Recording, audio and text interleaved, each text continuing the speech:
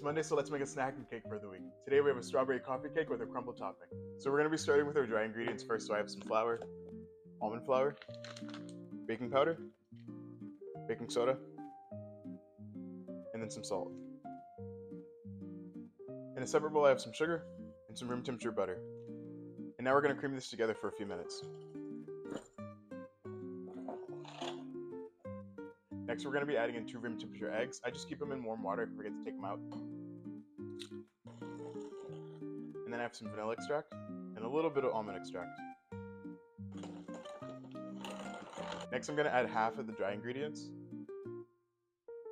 I then have some Greek yogurt, but you can also use sour cream. And then we'll add in the remaining dry ingredients.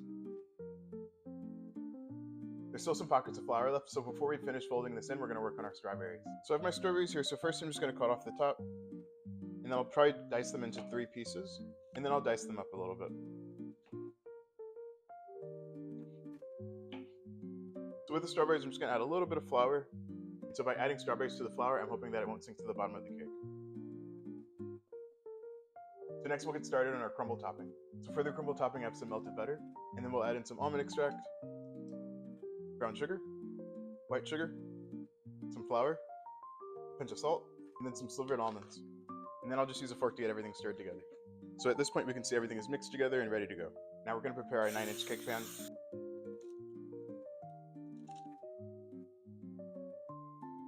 And then we have our crumble topping that we'll sprinkle on top. The oven's set to 350, so now we're going to put this in there. Alright, so the cake was in the oven for about 40 minutes, and I let it cool fully, so now we can take it out. Now I'm going to get some powdered sugar sprinkled on top.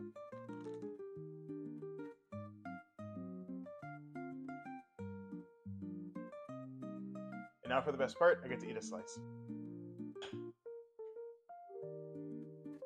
So visually it looks great. I like the browning on the sides, as I said previously, and the strawberries are nice throughout.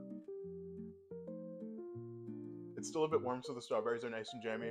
Personally, I love almond extract in baked goods, but you can definitely omit it and just use vanilla if you would like.